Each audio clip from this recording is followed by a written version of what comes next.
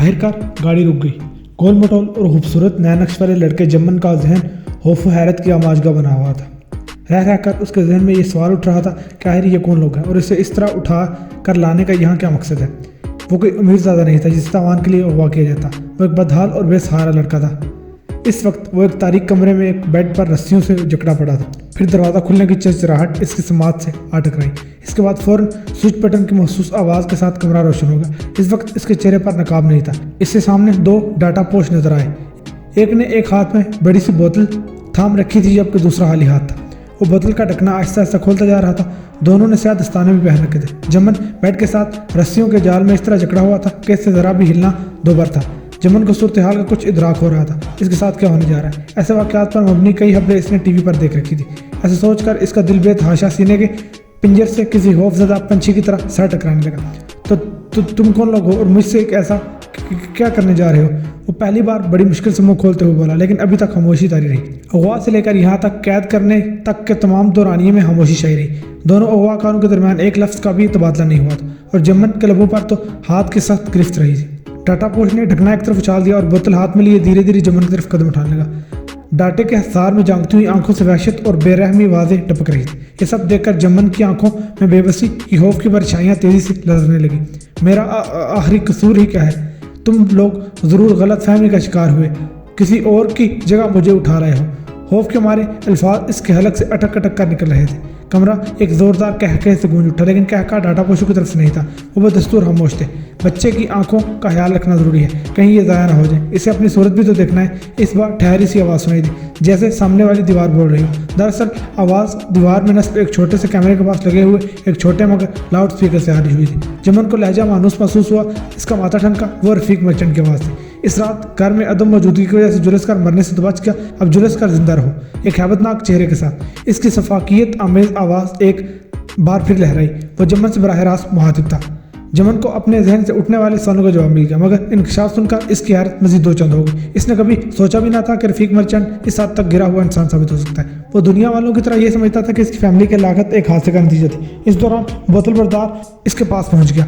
अरे ज़रा ठहरो बोतल बरदार, बच्चा जब अजियत से तड़पेगा तो मेरी बात कहाँ इसकी समझ में आएगी। कमरे में हवासत से भरी आवाज़ लहराई और बोतल बरदार अपनी जगह पर जम सा गया। रफीक मर्चेंट कमरे की सूरत हाल को देख रहा था।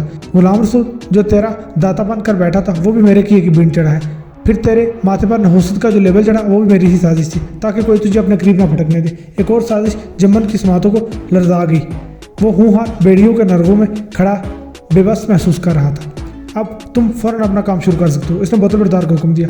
बोतल बरदार डाटा पोस्ट हरकत में है। बोतल में मौजूद महलूल का कतरा कतरा जमन के चेहरे पर टपकाने लगा।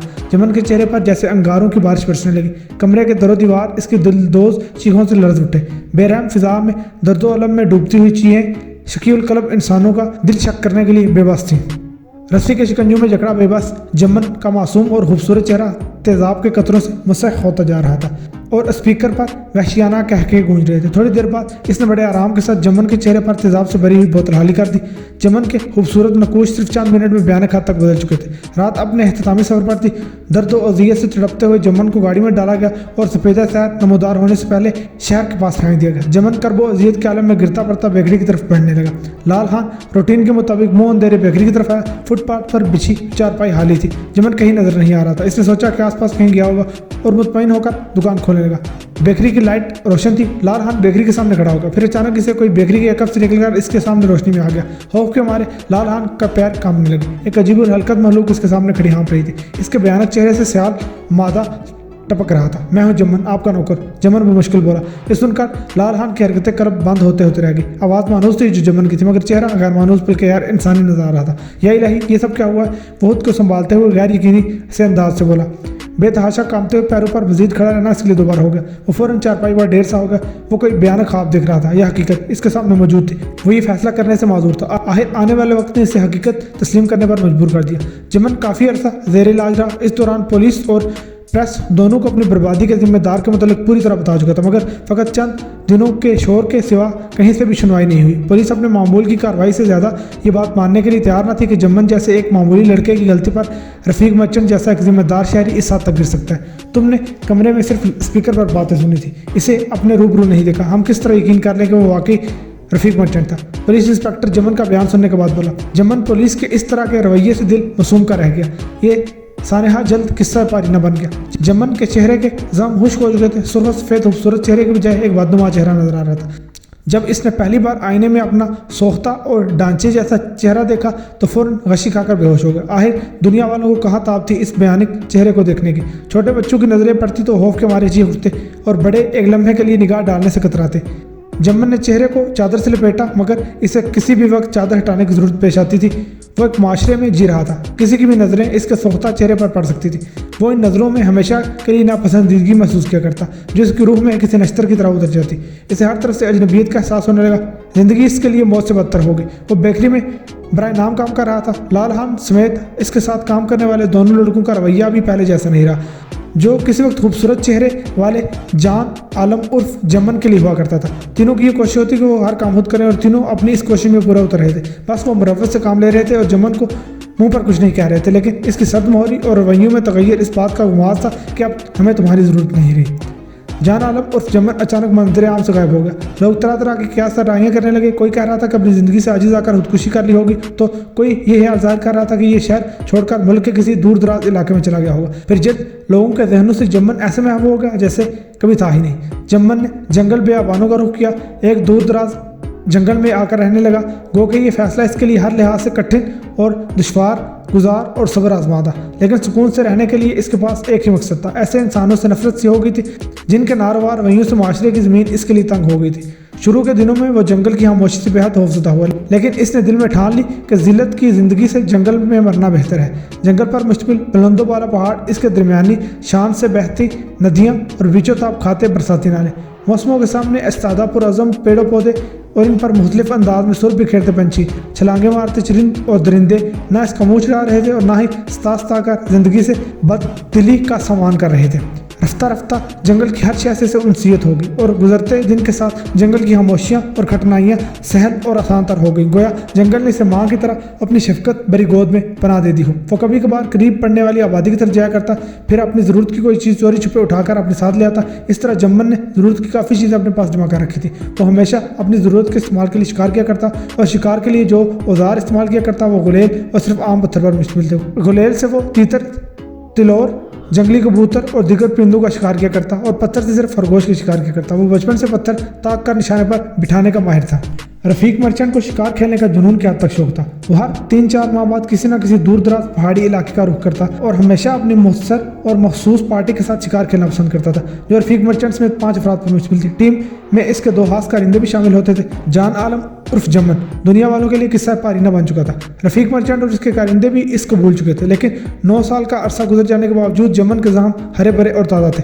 इन 9 बरस में रफीक मर्चेंट सियासत की पगडंडियों पर चलता हुआ सूबाई असम्बली तक पहुंच गया। इत्तेफाक से इस दफ़ा रफीक मर्चेंट ने शिकार खेलने के लिए शुमाल मशरक़ की पहाड़ी सिलसिले का इंतखाब किया, जहाँ जमन रहता था।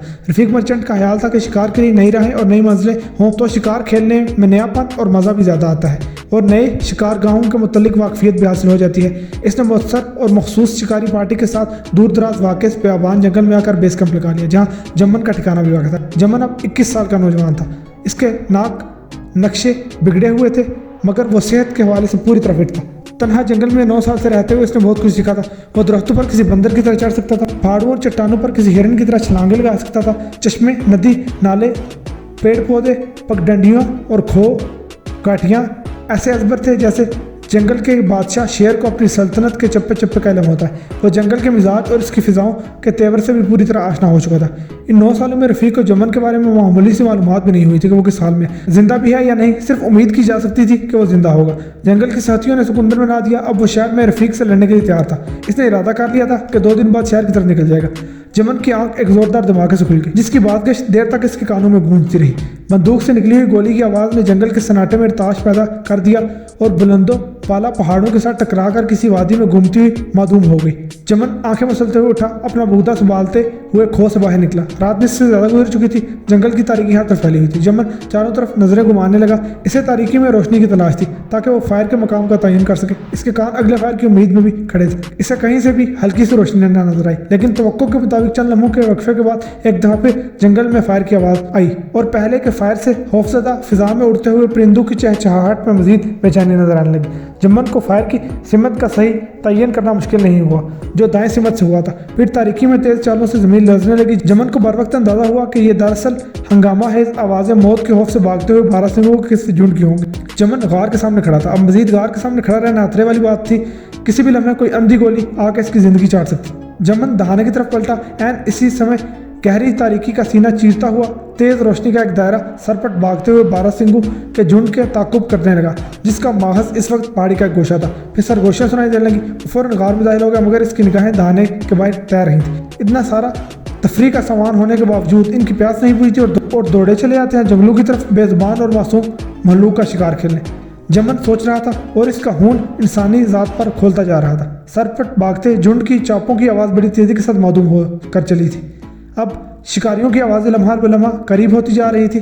یہ رات کا وہ پہر ہوتا ہے جس میں عموماً باراسنگھے پہاڑی بکرے جنگل میں جھنڈ کی صورت میں کھڑے اونگتے رہتے ہیں اور ان کے سروں پر لاتعداد مچھر بن بناتے رہتے ہیں، جنہیں وہ وقفے کے ساتھ اپنے سینگوں کی جنبش سے دور بھگانے کی کوشش کرتے رہتے ہیں، اور یہ وہ موقع ہوتا ہے جس سے اکثر شکاری بڑی آسانی سے فائدہ اٹھاتے ہیں۔ جمن کے کان باہر شکاری باتوں پر لگے ہوئے تھے جو پل پل قریب آتی ہوئی سنائی دے رہی تھی، پھر واضح طور پر سنائی دینے لگی۔ ارے شکورے کہاں مار گیا ہے سائیں؟ وہ شکار کیے ہوئے باراسنگھے کے پاس دلشاد کے پاس کھڑا ہے تاکہ اس کی مدد کر سکے۔ ہانپتے ہوئے سانسوں کے ساتھ بات چیت کا سلسلہ جاری تھا۔ جمن کو حیرت کا ایک جھٹکا لگا، جس طرح 9 سال پہلے اسے کمرے میں لگا تھا جب وہ ایک بیٹ کے ساتھ رسیوں میں جکڑا ہوا تھا۔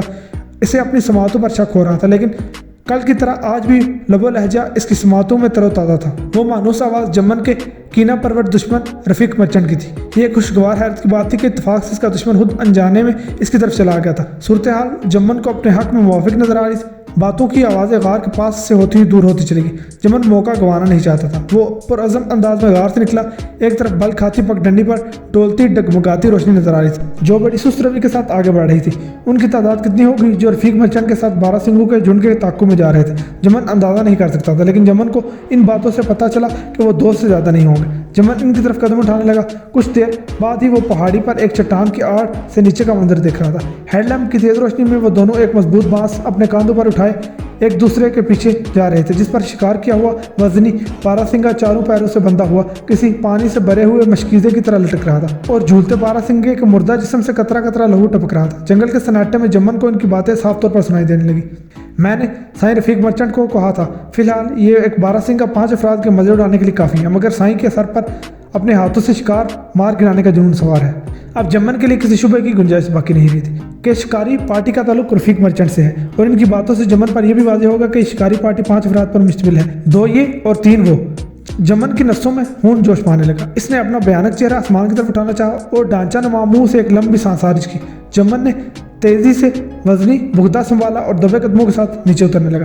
وہ دونوں باراسنگھے کا بوجھ اٹھائے آپس میں بیزاری اور تھکن سے چور لہجے میں گفتگو کر رہے تھے۔ ان کے وہم و گمان میں بھی نہ تھا کہ جمن کے روپ میں موت کا فرشتہ ان کے سر پر پہنچ چکا ہے۔ جمن کا سینہ دہک رہا تھا۔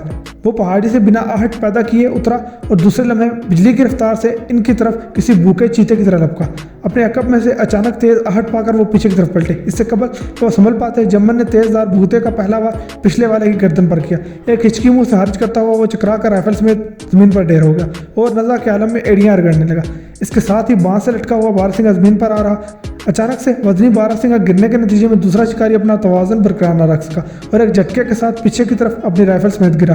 جمن بڑی پھرتی کے ساتھ اس کے سینے پر چڑھ گیا اور دوسرے لمحے بغدے کا ایک کاری وار اس کے چہرے پر کر دیا۔ وہ ہل بھی نہ سکا اور موت کی وادی میں چلا گیا۔ اس کا دوسرا ساتھی بھی ٹھنڈا پڑ چکا تھا۔ جمن نے دونوں رائفل گولیوں سے بھرے بیگز اور ہیڈ لیمپ جلدی سے اٹھائے اور تیزی سے ایک طرف نکل گیا۔ جمن کو اس بات پر بہت ملال ہوا کہ اسے رائفل استعمال کرنا کیوں نہیں آتی۔ دراصل وہ زندگی میں پہلی بار رائفل کو چھو رہا تھا۔ رائفل جیسی کوئی چیز اتنی وزنی ہو سکتی ہے، زندگی میں پہلی بار اسے یہ تجربہ ہو رہا تھا۔ چٹانوں کے درمیان پہنچ کر جمن ٹھہر گیا۔ ایک رائفل اس نے یہاں محفوظ جگہ پر چھپا دی اور دوسری رائفل اپنے ساتھ رکھی۔ مشرق کی سمت پہاڑیوں کی چونٹیوں کے پیچھے صبح کا اجالا نمودار ہو رہا تھا۔ جمن تینوں کا بڑی بے چینی کے ساتھ منتظر تھا۔ مغرب کی طرف صبح صادق کی نرم اور پرلطیف ہواؤں کے دوش پر اسے سرسراتی ہوئی آوازیں سنائی دینے لگی۔ وہ چوکنا ہو گیا۔ آوازیں مسلسل قریب آتی ہوئی محسوس ہو رہی تھی۔ پھر وہ تینوں چھوٹی پہاڑی پر یک کے بعد دیگرے نمودار ہوئے۔ जम्मन को अपने हाथ में मौजूद राइफल एक बेकार सी चीज महसूस हो रही थी। वो तीनों आपस में गप्पे हाँकते हुए पहाड़ी से नीचे उतर रहे थे। फिर इनमें से एक की नजरें नीचे खून में लथपथ पड़े बेहिस्सो हरकत अपने साथियों पर पड़ी तो वो एकदम चौंक उठा। ये क्या? रफीक मर्चेंट और इसके दूसरे साथियों की नजरें भी नीचे की तरफ ठहर गई, जहाँ इनका साथी पलकें झपकाए बगैर थके जा रहा था। अरे ये क्या? रफीक और इसके साथी पर भी जैसे सख्तातारी हो गया। आगे बढ़े लेकिन एहतियात के साथ। रफीक को जैसे होश आ गया। तीनों बड़े चौकस अंदाज में पहाड़ी से नीचे उतरने लगे। फिजा में गहरी खामोशी सी तारी थी। चट्टानों की ओट में छुपे जम्मन की नजरें रफीक मर्चेंट पर ठहर गई, जिसका चेहरा पल पल वादे होता जा रहा था। गुजरे माहों सालों ने भी उस पर कोई खास असर नहीं डाला। वो कल की तरह आज भी जवान और चाको चौबंद नजर आ रहा था। आतिश इंतकाम जमन के सीने में बड़ी शिद्दत के साथ दहकने लगी। बहालते मजबूरी जमन को राइफल कंधे पर डालना पड़ी और हाथ में सिर्फ बुगदा संभाल लिया। पहले वालों की निस्बत असल टारगेट इससे सख्त नजर आ रहा था। वो 2 थे और ये 3। वो 12 सिंगे का बोझ उठाए हुए थे और राइफल कंधों पर डाले रात की तारीकी में हेडलैम्प की रोशनी के सहारे बेहबरी में आगे बढ़ रहे थे, जबकि ये चढ़ते सूरज की तेज रोशनी में राइफल हाथों में संभाले पूरी तरह से चौकस नजर आ रहे थे। जरा सी भूल चूक की गुंजाइश नजर नहीं आ रही थी। वो तीनों लाशों के पास आ ठहरे। जमन को अपने सामने तीनों की पुष्ट नजर आ रही थी।